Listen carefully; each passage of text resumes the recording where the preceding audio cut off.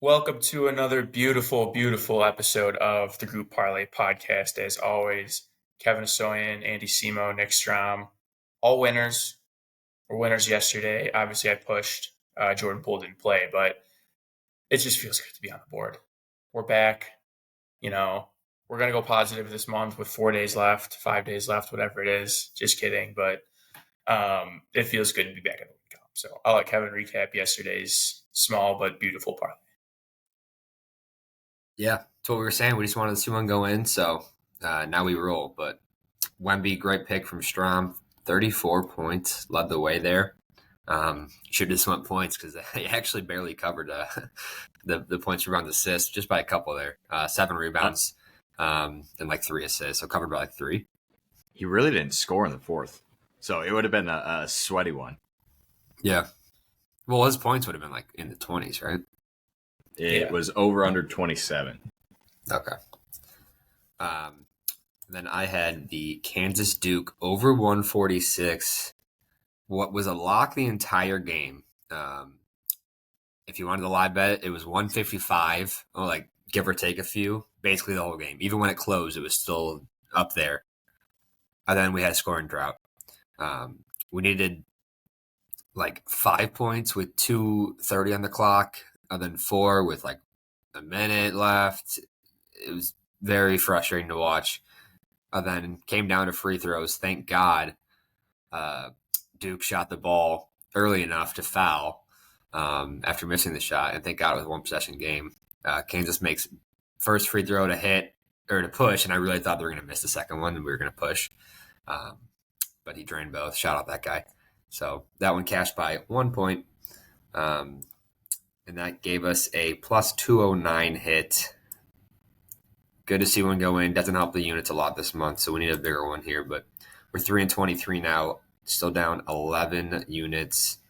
I'm 14-12. Andy 11-14-1. Nick 13-13. Just also want to say, people dog us sometimes for taking all lines. That's why you take all lines. Because the regular line didn't hit. I think it was like 148. It didn't hit. So yeah, that would have sucked. There's a guy in our comments. It hasn't been working. Yes. Well, there's a guy in the comments yesterday saying, hey, you guys should take alt lines. I'm like, you're clearly not even looking at anything. That's all we do. Little does he know, we just suck ass. That's all we do. That's not why we're not hitting. Yeah. We're taking just bad picks and getting bad beats. So yesterday was almost another bad beat, which would have crushed me. But yeah, we're back. All right. New picks today. Same shtick, all basketball. Strom, kick us off. Yeah, I faded Philadelphia last Friday. It did not work, so I'm going to fade them again. I'm going Houston minus 3.5 at the 76ers. The Sixers just aren't that good this year. 3-13, 4-12 against the spread.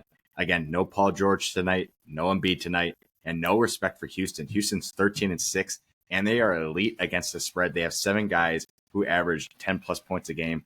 Only thing that worries me here is they're on a back-to-back. They beat Minnesota last night in overtime. So that gets a little dicey with rest. But with a deep lineup like that, I think they should be okay. So I'm just going a better basketball team here, giving 3.5, not huge here. Just stop Tyrese Maxey and you should be okay. So the back-to-back scares me. Back-to-back in overtime, no less. Yes. Yeah. Did they have to travel? And they had to travel.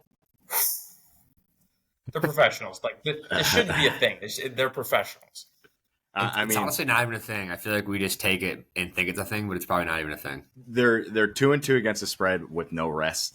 Like last night, Van Vliet went 45, Sengun went 42, Dylan Brooks went 40 plus. So a lot of guys put up a lot of minutes, but it's pretty good. I didn't realize that until like 5 minutes ago. The Sixers don't have anyone. Like, their leading scorer is Jared McCain. I mean, they've been getting and he paints his nails. They've been getting blown out. Like they lost by 26 to the Clippers the other night. Yeah, no PG, no Lowry's. I like the B team. I mean, I think the rest thing is just like it's like a fake thing. They're elite athletes. They're professionals. Like they get paid millions of dollars. Like I don't know. I would do that. Play back-to-back games. Like I don't know. So this Houston is 13-6 straight up. They're also 13-6 against the spread. So kind of goes hand in hand there. Love it. All right.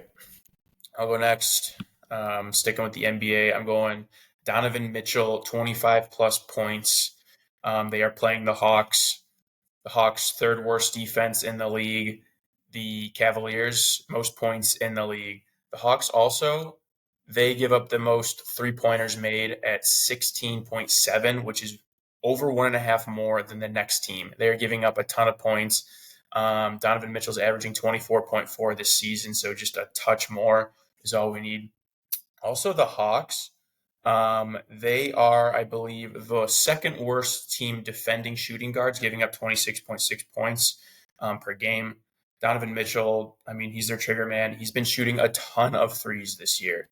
Let me pull it up. He's also, so he's averaging over 9 threes per game this month, and he's making them at 42%. So if he's shooting the three ball against the worst defending 3-point team, 25 should not be too much for him. So I think you go for 30 tonight against a really bad defense in the Hawks.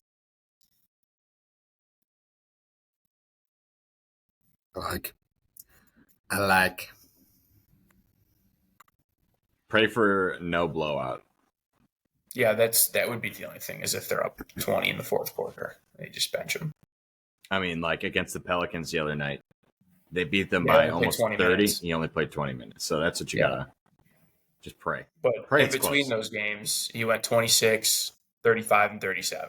Yeah. I agree. Yeah. No LeVert and Strus is big. They're missing 2 other guards, so big Donovan is tonight. Don't hate it. I don't hate it. Guy hates all my picks. Trump hates it. What teammate? Guy just hates all the picks. I did not love the Jordan Poole pick last night, but it didn't matter. That was a lock. That was an absolute surefire lock. But he got hurt, so we'll never know. All right, Kev. All right. Early game. Yeah, early game. I'm taking Colorado plus 11.5 in Maui, playing Iowa State. A tale of two different stories here, with Colorado upsetting UConn yesterday in a late couple minutes there, where they just scored every point in the last 3 minutes of the game to beat UConn. Awesome game. Iowa State has not been playing great. They're not covering well. They almost lost yesterday to Dayton. I watched them blow a lead 2 days ago to Auburn, who was ranked top 10. So that wasn't a bad game or anything, but they are 1-4 against the spread to start the season here. Colorado's 4-2. Colorado being 5-1 straight up. Iowa State 4-1 straight up. And Colorado's main story here is they're draining threes. They are shooting just about 40% from three, where Iowa State is missing all their threes. They're shooting 31% from three. So huge difference there. If that stays consistent, to me, I don't want to say the game's over, but the spread is covered at plus 11.5 if those three clips continue. Defensively, neither team great. They're both ranked in the hundreds in just about every category. Again, we're only 4 or 5 games in here, but Colorado's big too. They got 2 6'8" guys, a 6'10" guy, and then a 6'11" guy on the bench they bring in. So they can stop the paint. Both these teams play fairly slow, so I would say this game's going to go under, but I think this game stays close here. Have not been impressed by Iowa State, even though they're ranked number 5 here. Colorado keep it close here, plus 11.5. I like it. I don't know. I like that they're shooting threes well and they're playing back to back. I don't know. It's easier to keep momentum the next day. That's a good point. Going back to our back-to-backs. Yeah, both teams obviously on back-to-backs. Everyone's playing neck every day here in Maui. Love the Maui. The only thing that worries me is they're coming off an emotional big win against UConn. So yeah, true. It almost feels like a little bit of a letdown spot where it's they won their trophy and now they can lay down. Yeah, I think this that's is possible. It's one of those. It's it is a tournament. It's the Maui Invitational tournament, but you see it all the time in the NCAA tournament where the underdog wins and then they move on to the Sweet 16, then they move to the Elite Eight, just because they're riding that momentum. So yeah, go either way. There's been chaos yesterday. The first 3 games of the day, ranked teams lost outright. You had Creighton lose, UConn lost, A&M lost. Iowa State barely won. That was a last-minute game. So I like catching anything can double happen. digits here. That's my main thing, yeah. Parlay could be alive early or it could be dead early. I hate the 130. I kind of forgot I hate the 130. I kind of forgot that this could just kill today. Nah, it's fine. I like it. Double down on your 2 picks if it loses. Maybe DraftKings just won't put it up, so I'll be good. Go throw $10 into FanDuel. Or 50. All right, so recap our picks. We got Strom taking Rockets -3.5 at -146. Donovan Mitchell 25+ points at -135, and then Colorado plus 11.5 at -110 comes out to plus 459 for today's parlay. Colorado game early. It's an early one. Well, I'm nervous now. Positive vibes. It's gonna Positive vibes. That's right. It's going to be great. I was negative about Sprinkle all the money those. line. Positive. Sprinkle the money line. Come on, we're going to get it, boys. All right. Let's get it. Let's get it.